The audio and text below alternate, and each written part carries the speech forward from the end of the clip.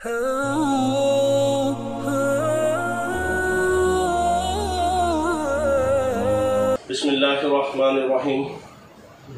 मोहतरम भाइयों और बहनों, अस्सलाम वालेकुम वरहमतुल्लाहि वबरकातुह।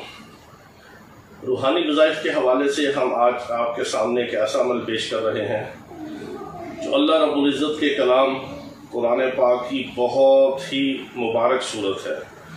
अल्लाह रब्बुल इज़्ज़त के कलाम की एक एक आयत और उस आयत का एक एक लफ्ज़ और उस लफ्ज़ का एक एक हर्फ ही बाबरकत है। इतनी उसकी बरक़ात और इतने उसके फ्यूज़ात हैं कि इंसान उसका तसव्वुर भी नहीं कर सकता।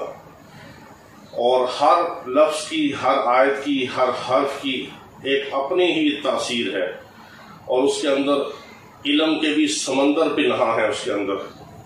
इसी तरह कुरान पाक की बहुत सारी सूरतें हैं जिनके ख़वास ऐसे ऐसे हैरानकुन उसकी तासीर के हवाले से सामने आते हैं कि इंसान की अकल दंग रह जाती है। असल बात यकीन कामिल की है। हमें अल्लाह रब्बुल इज़्ज़त की ज़ात मुबारका के ऊपर और अल्लाह के कलाम के ऊपर ऐसा यकीन हो कि हमें इतना यकीन हो जिस तरह ये है कि हम ये ठंडा पानी पिएंगे और हमारी अभी प्यास बुझ जाएगी। इससे भी कई हज़ार गुना ज़्यादा हमें यकीन हो कि हम कुरान की ये आयत, ये सूरत, इस लफ्ज़ को, इस अल्लाह रब्बुल इज़्ज़त के प्यारे नाम को पढ़ेंगे तो हमारा अल्लाह रब्बुल इज़्ज़त ये मसला हल फरमा देंगे, क्योंकि करने वाली ज़ात अल्लाह रब्बुल इज़्ज़त की है। और जब अल्लाह रब्बुल इज़्ज़त की ज़ात को उसके प्यारे नाम के साथ, उसके कलाम की आयत के साथ, उसके कुरान की सूरत के साथ इल्तिजा करके और खुशू खुजू के साथ पुकारा जाए तो अल्लाह रब्बुल इज़्ज़त अपने बंदे पर खुसूसी फजल और करम फरमाते हुए उसका वो मसला भी हल करते हैं और अल्लाह रब्बुल इज़्ज़त अपने बंदे से राज़ी भी हो जाते हैं। और अल्लाह ताला बहुत खुश होते हैं कि मेरा बंदा मुझे ही पुकार रहा है और मेरे ही तरफ ही रजू कर रहा है। तो अल्लाह को ये बहुत पसंद है कि हम अल्लाह की तरफ रुजू करें, अल्लाह को पुकारें और अल्लाह से ही अपनी हर किस्म की फरियाद और उस तमाम मामलात को अल्लाह रब्बुल इज़्ज़त के सामने ही रखें। तो कुरान पाक के 30वें पारे में एक सूरत है, सूरत ज़ुहा। ये बहुत ही बबरकत सूरत है और अमलियात की दुनिया में जो लोग काम करते हैं वो जानते हैं कि इस सूरत की किस किस्म की तासीर है।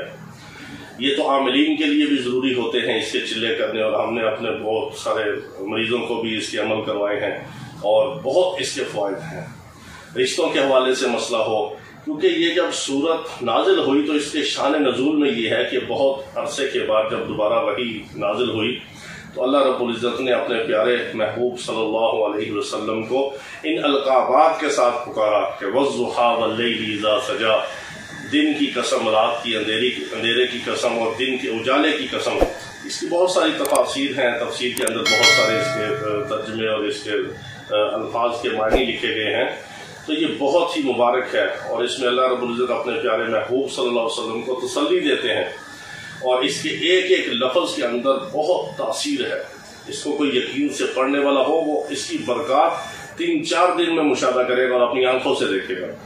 किसी का रिश्ता ना हो रहा हो, किसी के कारोबार का मसला हो, किसी की जॉब और नौकरी का मसला हो, नौकरी और जॉब ना मिल रही हो, तो चंद दिन पढ़ने के अंदर अंदर अल्लाह रब्बुल इज़्ज़त रोज़गार का सबब बना देते हैं, अच्छी मुलाज़मत मिल जाती है। मुलाज़मत में अगर लोग बाद ऐसे कोलीग होते हैं या उनके बॉस होते हैं अच्छा सलूक नहीं करते या तंग करते हैं, वो तंग करना छोड़ देते हैं और बहुत इसके फ़ायदे होते हैं। सूरत ज़ुहा का अमल बहुत ज़बरदस्त है। किसी का रिश्ता ना हो रहा हो उसके लिए बहुत अच्छी तासीर है इसकी, इज़्ज़त के लिए, खैर बरकत के लिए, रिज़्क़ के लिए, रिश्तों की बंदिश के लिए, जॉब के लिए, नौकरी के लिए, रोज़गार के मसले के लिए, रिज़्क़ हलाल के लिए, ये बहुत ही मुबारक अमल है।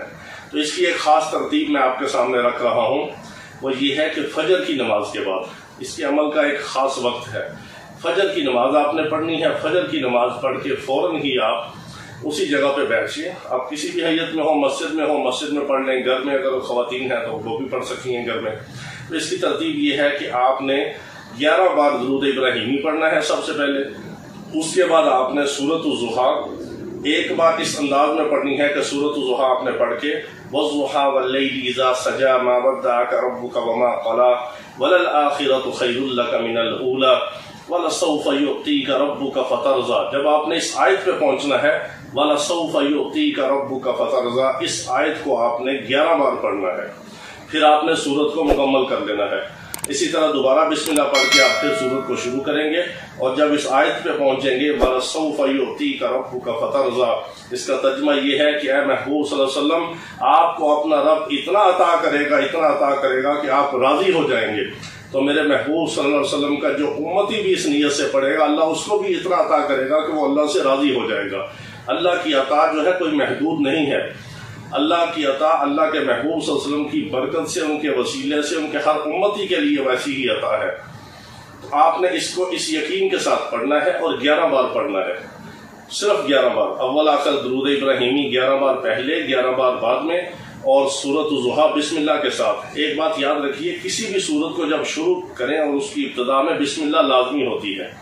بعض لوگ بار بار فون کرتے ہیں، میسج کرتے ہیں کہ اس سورت کے ساتھ بسم اللہ پڑھنی ہے کہ نہیں۔ بسم اللہ سورت کی ابتدا میں شروع میں لازمی جز ہے سورت کے ساتھ۔